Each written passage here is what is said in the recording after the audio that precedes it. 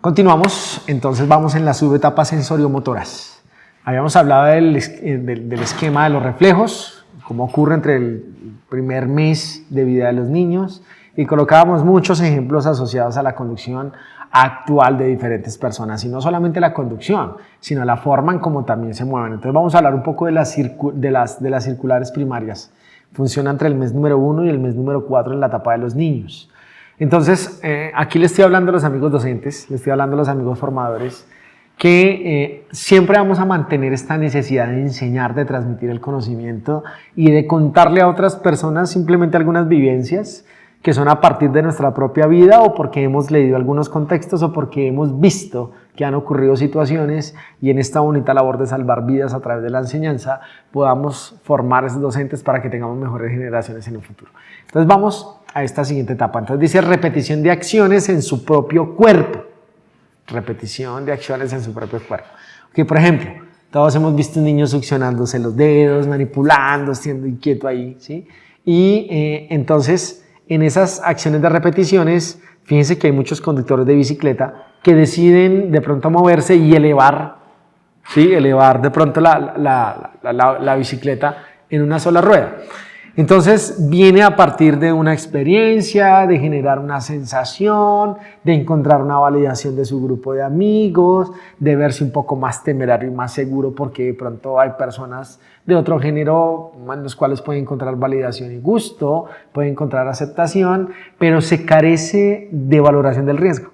No se está valorando el riesgo, no se está pensando en la consecuencia, no se está analizando, oiga, ¿qué puede pasar si decide ir en una bicicleta y elevar una de sus dos ruedas, quedando solamente en una? ¿Qué pasa ahí con la percepción del riesgo?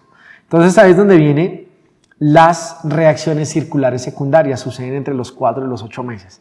Repetición de acciones con objetos externos. Entonces el niño que quiere coger un elemento y se lo lleva al padre, y el padre nuevamente se lo entrega al niño, y el niño va y le trae otro elemento, y viene esa acción de repetición, ¿cierto? Entonces puede durar mucho tiempo el niño entregándole elementos, y lleva elementos y se los entrega, y se los entrega, y se los sigue entregando, entonces se lo sigue pasando. Fíjense que esas acciones de repetición generan inclusive en muchos adultos el agotamiento, ¿sí? En vía pública, ¿qué pasa? En vía pública, ¿qué pasa? Pasa que algunos peatones ya se acostumbraron a que salen de su casa y simplemente quieren pasar al frente porque está la tienda, y ya en su cerebro, ya en su imagen, entonces está esa conducta, que ya es natural pasar del frente de su casa a pasar al frente a la tienda a comprar el diario, sabiendo que metros más arriba está la esquina y que hay un paso peatonal en sendero o en cebra que le permite cruzar. Entonces, al pasar en aquel lugar donde está autorizado, pues está asumiendo la regulación, que es una de las competencias del saber moverse. Segundo, está disminuyendo la probabilidad de riesgo ante otros usuarios que también utilizan la vía. Tercero, está aumentando la probabilidad de que alguien se equivoque.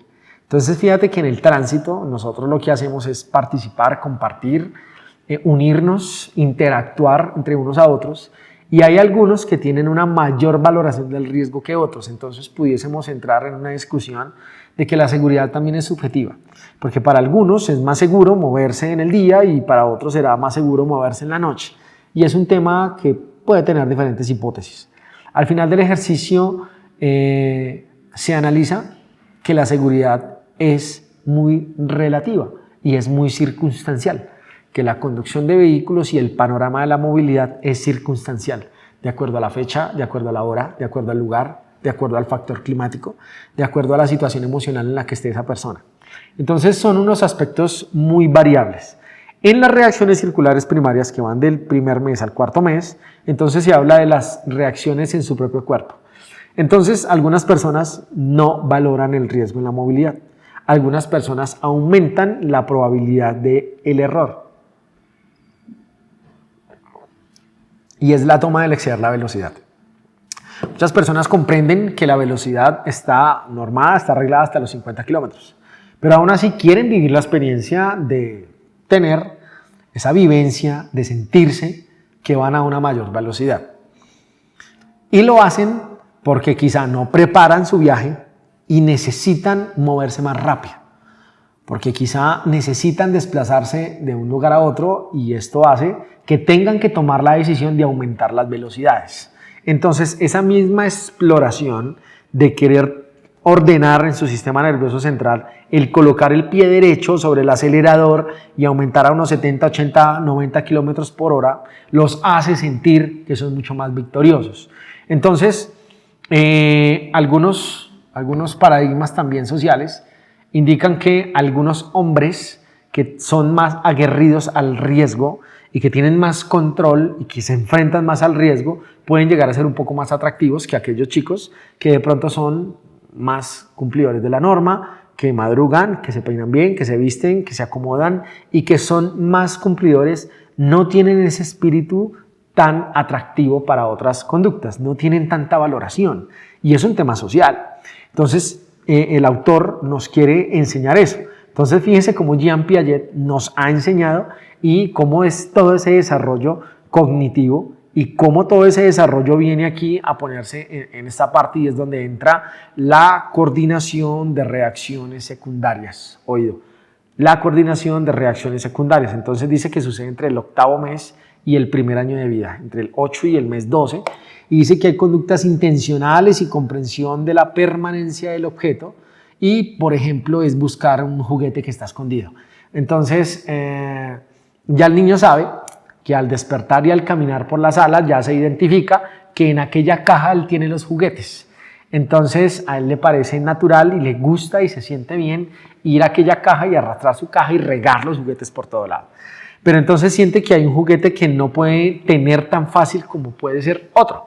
Entonces si tiene 10 juguetes ahí en el suelo, de pronto hay uno que quedó allá escondidito pues debajo de la silla y le es más difícil a él acceder a él, pero como quiera que sea, él estira su mano, él mete su cabecita, él intenta luchar contra esa silla y ubíquese conmigo en esos momentos en que vemos al niño que llora y grita y que inclusive hace la pataleta que quiere ir y sacar ese objeto porque es un reto para él. Entonces, él lo que está haciendo es una conducta que ya la quiere hacer, ya comprende entonces que él quiere mantener ese objeto para él, ¿sí? Si yo lo asocio a la movilidad, hay personas que aún toman la decisión de decir, voy a dormir 5 minuticos más, voy a dormir 20 minuticos más. Y consideran que al dormir esos 5, esos 20 minuticos más, van a generar mucho más, un momento más placentero, pero no se valora el tiempo de desplazamiento, entendiendo que acortan el tiempo de estar en la vía pública. Entonces, aquí entra el tema de la movilidad. La movilidad me dice que es la acción de desplazarme de un lugar a otro en un tiempo y en un sentido. Entonces yo puedo ir en el sentido sur-norte, pero en el horario de las 6 de la mañana a las 7 de la mañana en ciertos lugares de la vía, pues voy a encontrar que hay mayor número de personas que se están moviendo de un lugar a otro.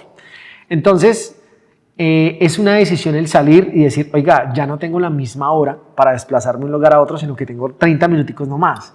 Es decir, que mi comportamiento tiene que ser más temerario porque necesito llegar más rápido. Entonces, si trabajamos en el niño, niña, adolescente, si trabajamos en estos niños, en estas etapas, yo voy a empezar a identificar muy bien cuáles son esas reacciones circulares secundarias para que entonces, a partir del descubrimiento, pues entonces yo pueda mejorar los comportamientos, ¿sí?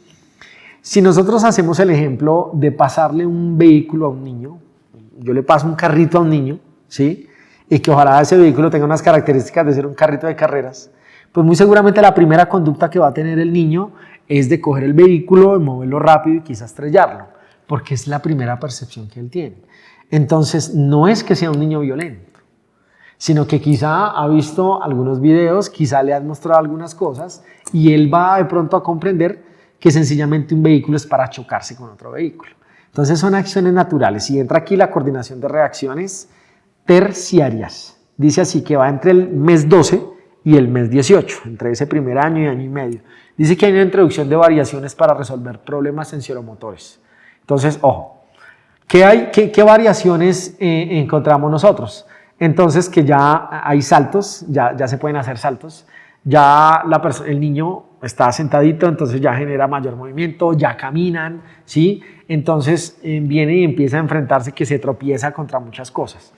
Pasa en los adultos cuando están conduciendo y hay una situación que es bien difícil y ese es el estacionamiento de vehículos. Hay chicos que a cierta edad, o damas, hombres, aquí no se identifica género, que les es muy difícil el estacionamiento de vehículos. Entonces hay estacionamientos como los oblicuos, los perpendiculares, los paralelos, ¿sí? O como la ubicación en el mismo carril, ¿no? No sé si ustedes han notado que hay personas que tienen más la tendencia de ubicarse más al costado izquierdo de una vía o al costado derecho porque no ubicaron completamente, ¿sí?, la ubicación en ese carril. Entonces ahí es donde viene esa parte terciaria de la que nos habla Piaget y es cómo resolver problemas sensoromotores, ¿sí? Les hablaba hace un momento que hay chicos que no aprendieron a saltar o a gatear o a bailar, entonces carecen de esa buena locomoción. Quien tiene esas habilidades, fíjense que hay muchos conductores profesionales que ellos lo que han recomendado es que en lugares seguros se generen esas maniobras, pero que en la interacción con otras personas que están en situación simplemente de desplazamiento, que no se aumenten esas probabilidades de tener maniobras que sean más riesgosas, toda vez que pueden aparecer situaciones que no están controladas. Entonces la diferencia entre conductores profesionales y conductores tradicionales es que un conductor profesional identifica los lugares que son seguros, identifica las acciones que son seguras y también identifica las acciones que son temerarias o acciones que pueden llevar al incurrir en un error, ¿sí? Entonces desaparece de su conducta la distracción, desaparece de su conducta las situaciones que los llevan a la fatiga. Y es tan sencillo como hacer la diferencia entre un conductor profesional y no profesional. Es que un conductor profesional se prepara para hacer su desplazamiento. Un conductor no profesional o tradicional sencillamente se va a su desplazamiento, así como así.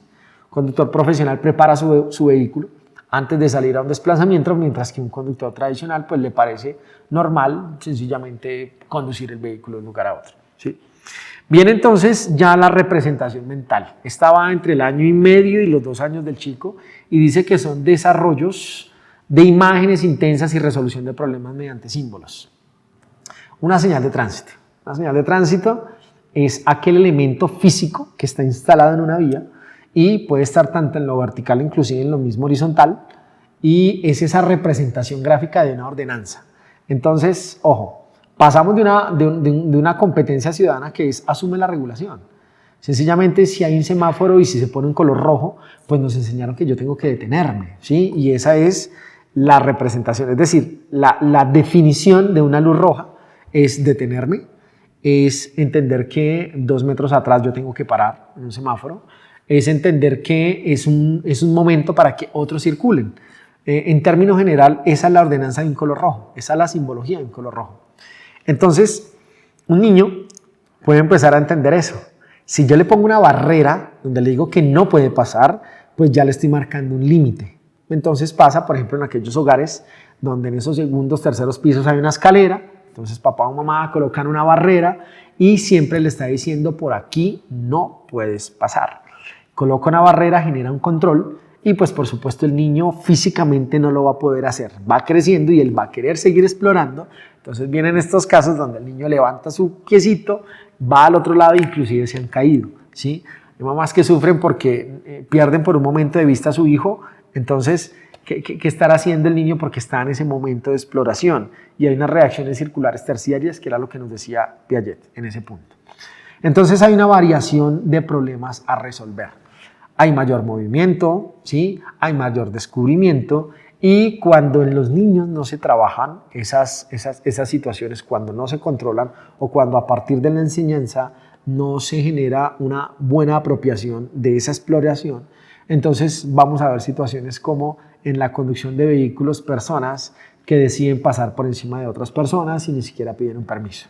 Hay usuarios peatones que tienen un gran nivel de desconcentración toda vez que van caminando por una vía y aún así deciden al mismo tiempo que van caminando manipular un celular y eso hace que desconcentren del espacio ambiente por donde se están movilizando y hemos visto que han caído algunos huecos, han impactado contra algunos objetos fijos, se han resbalado y se han caído. Entonces, en la valoración del riesgo, nosotros podemos hacer que el niño descubra esas grandes posibilidades que tiene sensoriales para que al momento de que ya sea un adulto, un joven que tiene que interactuar con una sociedad, entonces ya comprenda muy bien y tenga esas habilidades.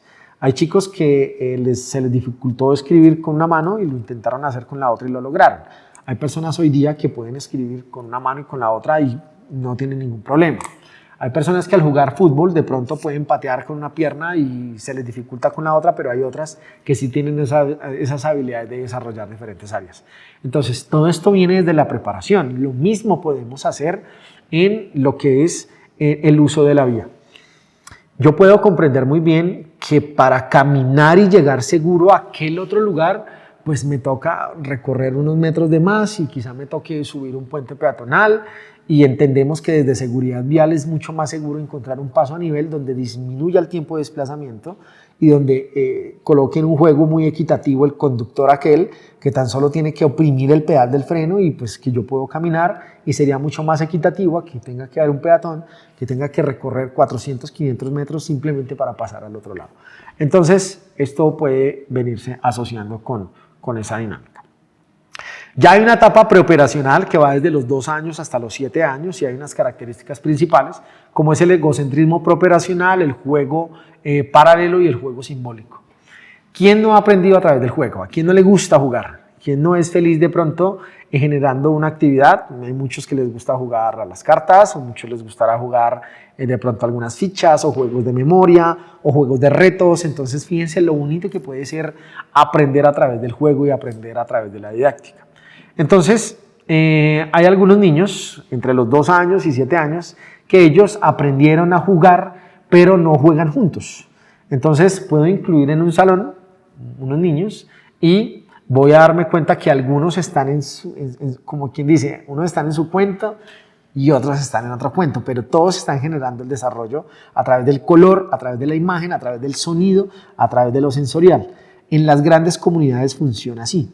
No todos los motociclistas son malos motociclistas, no todos los ciclistas cometen infracciones, no todos los taxistas también cometen infracciones. Entonces, en una sociedad donde hay un territorio, donde hay una infraestructura, donde simplemente los crecimientos poblacionales han sido tan altos, donde se utiliza una motocicleta como herramienta de trabajo para generar productividad económica a una familia, donde alguien tiene que salir y conducir un vehículo a la carga y moverse durante 14, 16 horas reales, en vía pública, tiene que ir a cierto sector y recoger una mercancía para llevarla a otro lugar. Entonces hay desplazamientos muy independientes. Y acá le quiero dar entrada a la competencia de la corresponsabilidad. En la competencia de la corresponsabilidad queremos, profes, por favor, que muy amablemente fomentemos el trabajo colaborativo, que fomentemos el trabajo en la sociedad. Porque si bien es cierto, las actividades individuales, ¿sí? Las actividades que son netamente individuales, hacen que yo no tenga mucha interacción con las demás personas. Y en la vía pública nosotros tenemos interacción. Yo tengo que entender como conductor del transporte de gran tamaño que tengo que convivir con otro usuario en un transporte de 2 ruedas. Yo tengo que entender que hay usuarios que son más vulnerables.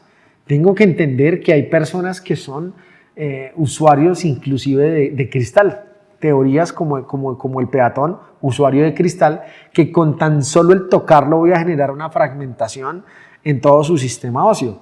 ¿Por qué? Porque el cuerpo humano no tolera la descarga de estas energías. Entonces, Piaget hablaba del egocentrismo preoperacional. Entonces dice que hay dificultad para ver perspectivas ajenas. Entonces yo no puedo saber, pues tú qué estás pensando. Tú no sabes qué está pasando en la mente de otro conductor. Y sucede cuando en el uso de la vía, diferentes conductores que se mueven en el mismo sentido, a la misma hora y que van a lugares muy cercanos, juegan ese contexto donde yo no sé qué estará pensando el otro amigo. Pero si yo valoro mi riesgo, si yo tengo un comportamiento independiente y si ojalá él tuviese un comportamiento independiente, pero si el otro actor tiene otro comportamiento independiente, vamos a ser 3 personas, 3 seres humanos, 3 vehículos que nos desplazamos con comportamientos interdependientes. Una teoría de Bradley es explicar precisamente eso. extraer los comportamientos que pasen de ser reactivos, como el principio del sistema seguro, de que nos anticipemos y que la seguridad vial no sea reactiva, sino que sea proactiva. Bradley nos decía eso, que dejemos los comportamientos reactivos y pasemos a tener comportamientos que son independientes, que son autónomos. Entonces, para los amigos docentes, sabemos que podemos trabajar en que el niño o la niña o el adolescente, precisamente, adquieran comportamientos independientes. El ejemplo del niño que llega en bicicleta. Si instruyo al niño a que utilice quizá un elemento de protección personal, que aunque es un último recurso, es una buena práctica que se habitúe a hacerlo, y que se haga visible para otros, entonces le puedo indicar que aparte de que exista una normativa que le exija que tiene que tener una luz blanca delante y una luz roja atrás, pues le podemos enseñar a que valore el riesgo y a que se independice en entender que la bicicleta tiene que estar en buen estado, que tiene que tener un buen sistema asociado a los frenos, que tiene que tener un buen nivel de aire en las llantas, que tiene que salir a movilizarse y que es necesario que quizá la cadena tenga un buen sistema, ¿sí? Y que esté con una buena dinámica para que se pueda mover. Entonces, si hay una bicicleta que está en buen estado y si hay un conductor de bicicleta que va a salir y valora el riesgo, pues muy seguramente ya tenemos un comportamiento independiente. Ahora, si nos vamos a los datos, ¿cuántas bicicletas se movilizan en una ciudad para ir al trabajo en cierta hora, en cierto sentido? ¿Y cuántas bicicletas retornan nuevamente a casa en cierta hora, en cierto lugar, en cierto sentido? Entonces, ese es el papel de la movilidad. Lo que busca el sistema de seguridad vial general es que la movilidad sea segura a partir del comportamiento independiente de la persona. Si una persona tiene comportamientos independientes, podemos pasar a tener comportamientos interdependientes. Y comportamientos interdependientes lo que hacen es que en una ciudad disminuya los resultados severos que traen los siniestros del tránsito. Entonces, a mayor comportamiento en buena onda, tenemos menores resultados estadísticos de pérdida de vidas humanas. Qué pesar que por lo menos en nuestro país, el día que generan más muertes en el tránsito son los días domingos, o el Día de la Madre, o fechas decembrinas donde se supone todo el mundo estamos en una época de reconciliación familiar, de amor, de entrega y de felicidad, de saciar quizá y de entender que llegan épocas para ser felices. Entonces, sencillamente, Piaget nos está hablando de eso, de las etapas preoperacionales, desde los 2 hasta los 7 años, que hay unas características principales, como era el egocentrismo preoperacional, el juego paralelo y el juego simbólico. Representar actividades de la vida real, por ejemplo, jugar a ser doctor. Entonces hay muchos chicos que juegan inclusive a ser conductores y son felices, como el chico que juega a ser policía, o como el chico que juega porque quiere ser bombero o el que quiere ser doctor. Muchos de ellos quieren conducir un vehículo. Entonces, de allí la importancia que a partir de estas fuentes históricas, a partir de estos conocimientos, nosotros podamos pues, transmitir lo importante que puede llegar a ser el tener un buen comportamiento, como lo decía Bradley, en el uso de la vía. Y al final, el animismo y la ausencia de la conservación. Animismo, creencia de los objetos inanimados, tienen intenciones o sentimientos, y ausencia de la conservación. Incapacidad para entender que una cantidad permanece igual a pesar de los cambios en su forma o en su apariencia. Será el tema que sigue y ahí seguiremos aprendiendo entre todos. Entonces, ánimo y sigue aquí conectado.